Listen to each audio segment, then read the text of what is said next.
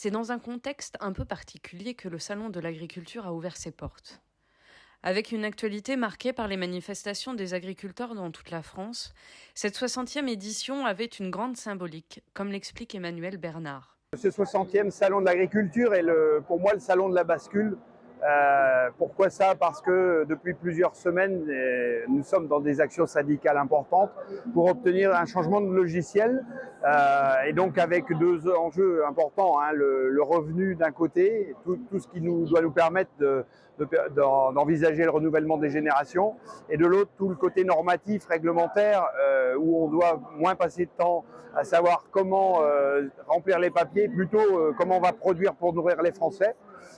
Et puis ensuite, on a tout l'élément européen, puisqu'il y a des élections européennes au mois de juin. Et là aussi, comment est-ce qu'on fait pour que l'Europe reste souveraine en matière d'alimentation et qu'elle protège son agriculture pour que demain, on ait encore la capacité à produire et à nourrir les 450 millions d'Européens.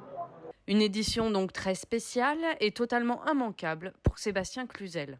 Notre présence au salon, comme à l'accoutumée, elle est bien réelle, bien marquée. On est là pour parler de nos métiers, parler de notre race, bien entendu, dans un contexte qu'on sait particulier, hein, avec ce qu'on vient de traverser, le mois de manifestation, la visite du président Macron hier, qui s'est vraiment mal passée.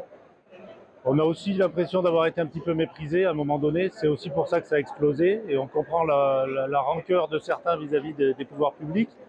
Mais on a fait le choix d'être là, d'être en concours cet après-midi, pour faire valoir justement nos revendications aussi, notre belle race, ses qualités, essayer aussi de donner envie à certains jeunes de faire nos métiers, parce que ça, on sait que c'est un des challenges de demain, et ça fait partie aussi des revendications que d'arriver à transmettre nos exploitations à l'avenir. Donc c'est plein de messages qu'on a à faire passer, positifs.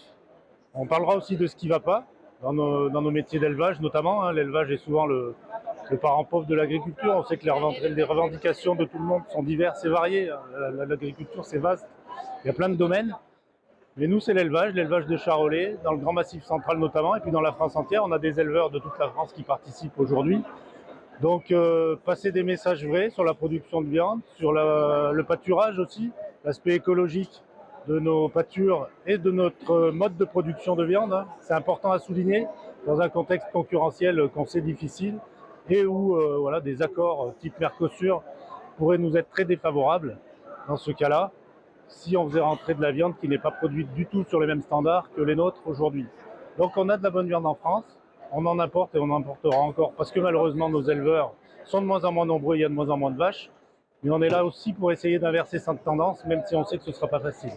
Donc le salon, c'est un moyen important de capter l'attention des politiques, oui, des journalistes aussi, et puis du grand public, parce que c'est important qu'on parle à nos concitoyens citadins de ce qu'on fait, de nos métiers et de nos produits, pour qu'on puisse les valoriser au mieux.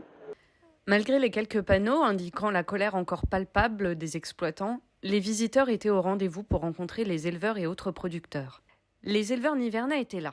S'il ne s'agissait pas de leur première participation, ne cachaient pas leur joie, comme le pointe Anthony Savre, Gérard Guenot ou encore Rosanne Lemaître. Ce salon, on a seul mot, on va dire, c'est une réussite. Je suis venu au salon avec un taureau et une vache. Ce que j'attends, c'est d'avoir la meilleure plaque possible pour avoir des retombées dans les ventes de reproducteurs après. Je suis venue avec Redoutable pour la deuxième année consécutive avec lui.